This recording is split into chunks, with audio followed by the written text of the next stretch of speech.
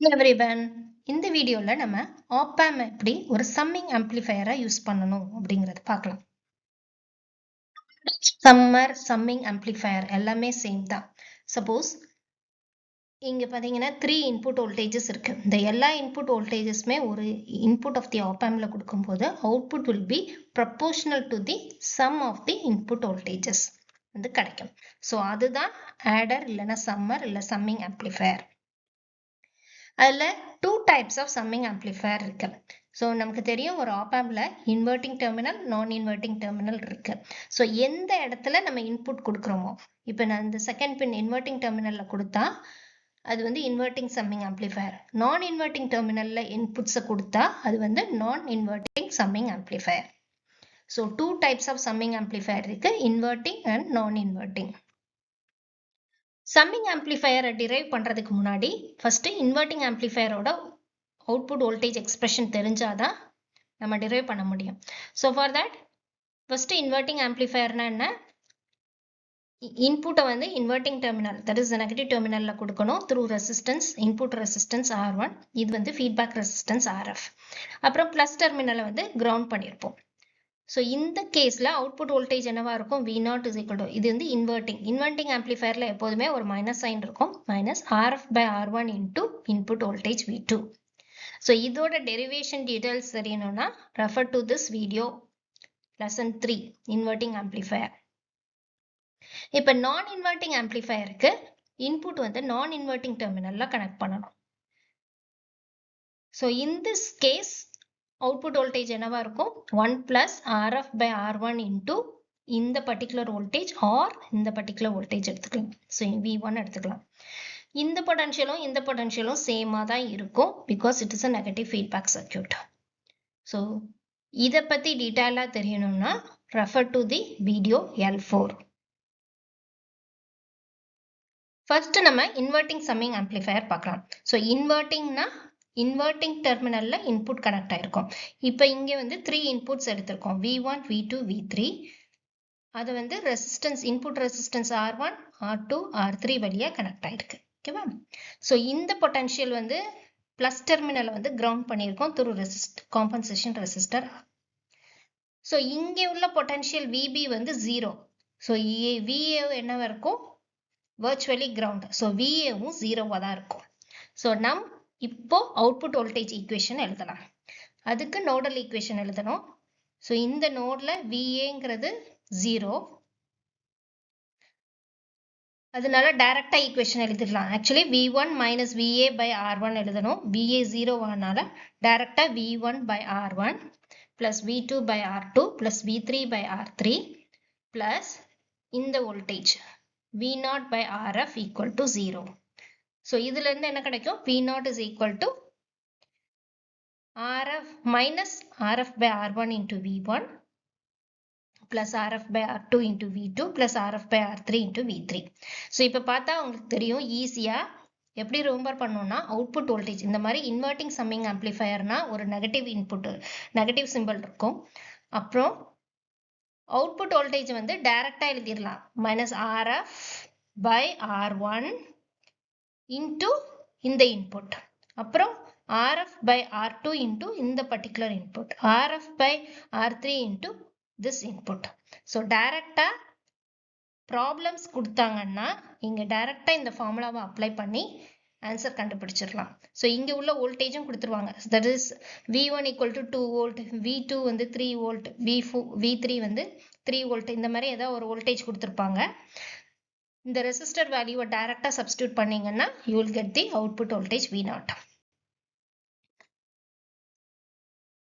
So in case if the மூணு ரெசிஸ்டன்ஸுமே ஈக்குவலா இருந்தா, that is R1, R2, R3 மூணுமே ஈக்குவலா இருந்தா அவுட்புட் வோல்டேஜ் என்ன ஆகும், V0 is equal to minus RF by R1 into V1 plus RF by R1 into V2 plus RF by R1 into V3. So இதுல இந்த RF by R1 வந்து எல்லாத்துலயுமே காமனா இருக்கு, வெளியில எடுத்துடலாம். ஸோ அவுட்புட் வோல்டேஜ் எப்படி இருக்கும்னா minus RF by R1 into டைரக்டா இந்த இன்புட் மூணு வோல்டேஜையும் ஆட் பண்ணிடலாம். ஸோ அதனால தான் இது இன்வெர்ட்டிங் சம்மிங் ஆம்ப்ளிஃபையர். ஓகே, இப்போ இதே சர்க்யூட்டை யூஸ் பண்ணி இந்த 3 இன்புட் வோல்டேஜோட ஆவரேஜை கண்டுபிடிக்கணும். ஸோ ஆவரேஜ்னா என்னது? V1 plus V2 plus V3 divided by 3. அதுதான் ஆவரேஜ். ஸோ இதை எப்படி கொண்டு வரது?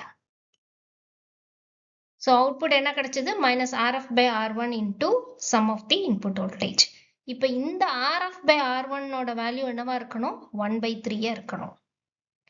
ஸோ இது 1 by 3 இருக்கணும்னா இது ரெண்டுக்குள்ள ரிலேஷன் என்னன்னு கண்டுபிடிச்சிடலாம். So RF by R1 equal to 1 by 3 means R1 வந்து 3 is equal to 3 times RF இருந்தா இந்த மாதிரி அவுட்புட் வோல்டேஜ் வந்துடும். ஸோ சப்ஸ்டியூட் பண்ணி பார்க்கலாம். ஸோ மூணுமே ஈக்குவலா இருந்து that is equal to 3 RFன்னு போட்டோம்னா V0 is equal to minus V1 plus V2 plus V3 divided by 3. So இது ஒரு ஆவரேஜர் சர்க்யூட்டா யூஸ் பண்ணலாம். அதாவது இன்புட் வோல்டேஜ் மூணையும் ஆவரேஜ் பண்ணிடலாம்.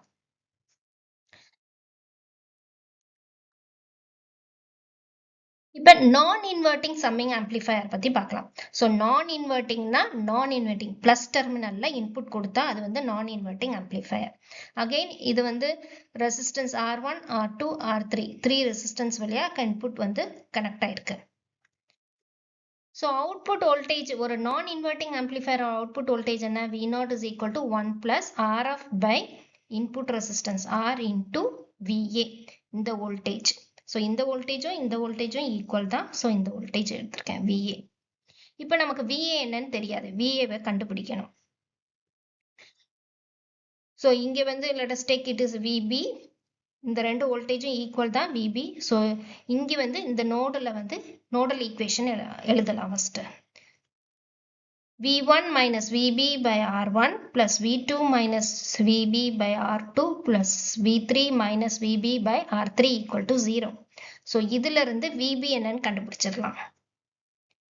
Or VA equal to VB, VA ன substitute பண்ணி கண்டுபிடிக்கலாம். So VB க்கு பதிலா VA போட்டாச்சு. So இந்த மாதிரி equation வருது.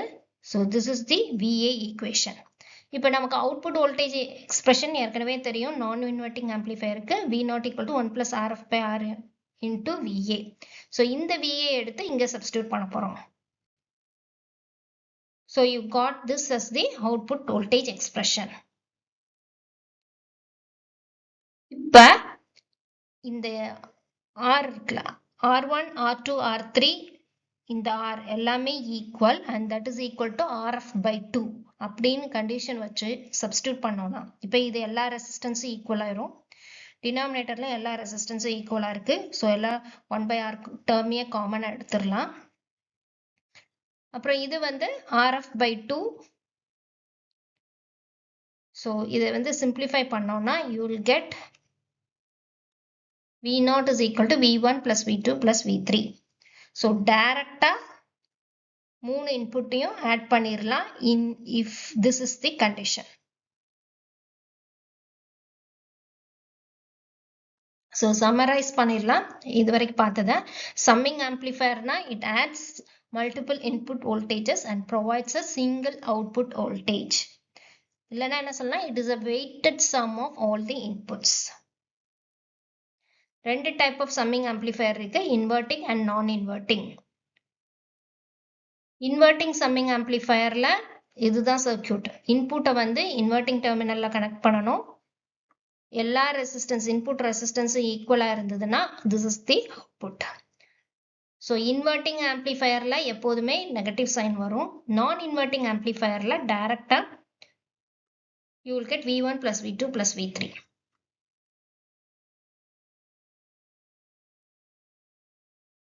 டவுட்ஸ் இருந்தா மெயில் பண்ணுங்க, இல்லை கமெண்ட் பண்ணுங்க. பிடிச்சிருந்ததுன்னா சப்ஸ்கிரைப் பண்ணிட்டு ஷேர் பண்ணுங்க. தேங்க்யூ.